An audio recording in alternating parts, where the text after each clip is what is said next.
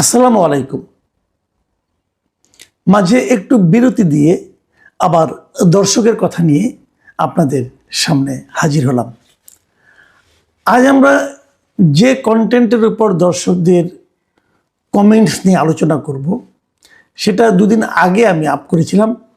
আপনাদের নিশ্চয়ই মনে আছে যে একজন আপনার শোবিজের একজন নারী, তিনি বলেছিলেন যে তিনি জামাতকে ভোট দিতে চান এবং ওনাকে বলা হয়েছিল আপনি যে পোশাক পরেছেন এরকম পোশাক তো জামাত ক্ষমতায় আসলে আপনি পরতে পারবেন না। সে বলেছিল পরবো না, তবুও দেশটা ঠিক হোক। নিশ্চয়ই আপনাদের মনে আছে। সেই কন্টেন্টের উপর যে কমেন্টগুলো পড়েছিল, যে কমেন্টগুলো অনেকে লিখেছেন, সেখান থেকে কিছু কিছু কমেন্ট নিয়ে আমি এই আজকের দর্শকের কথা অনুষ্ঠানটা করছি।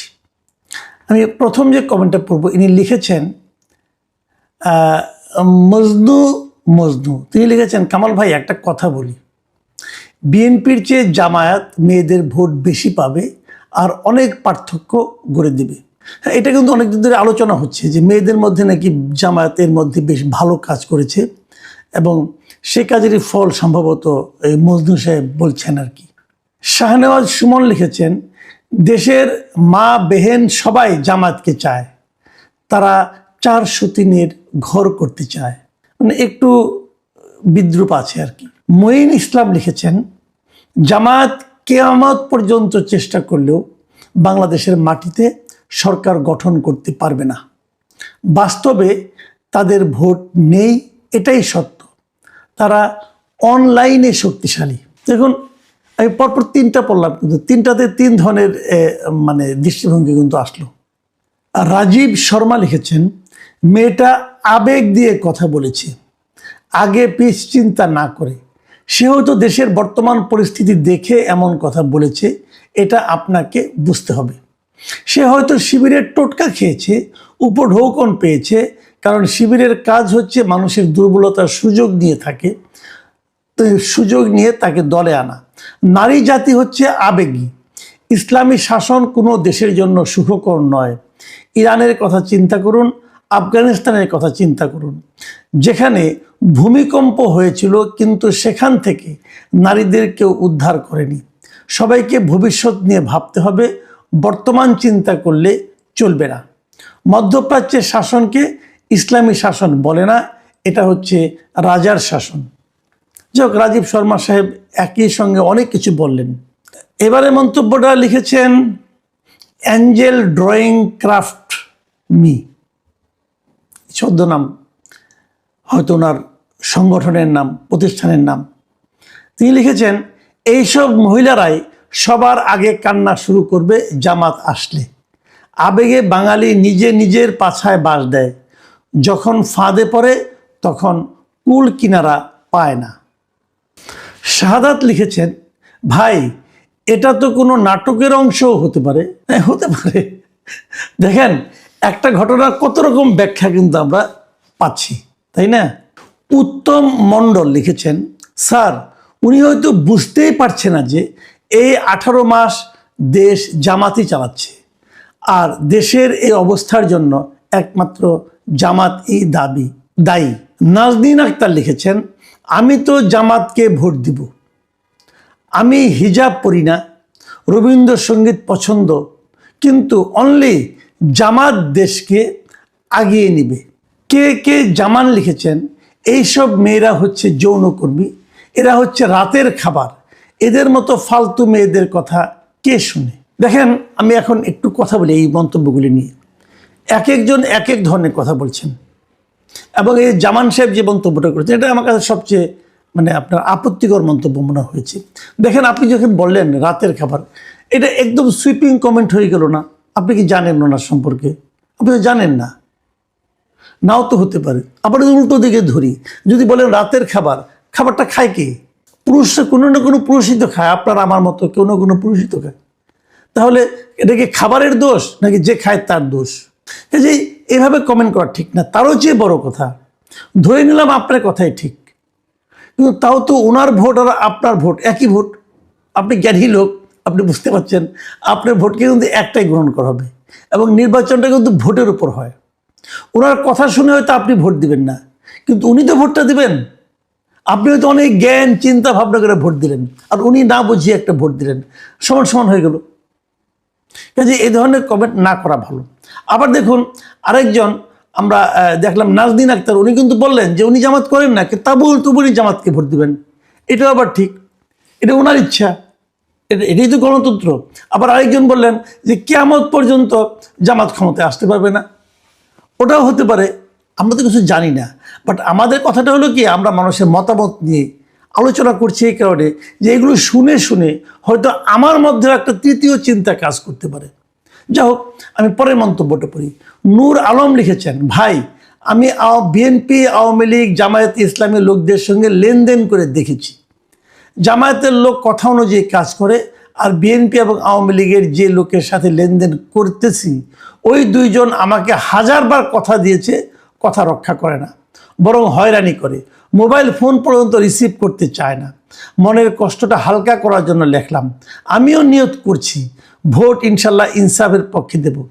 আপনাদের যদি কারো কাছে তথ্য থাকে তৃণমূল পর্যায়ের জামাতের নেতার লেনদেন খারাপ আছে, আমাকে কমেন্টের মাধ্যমে জানাবেন।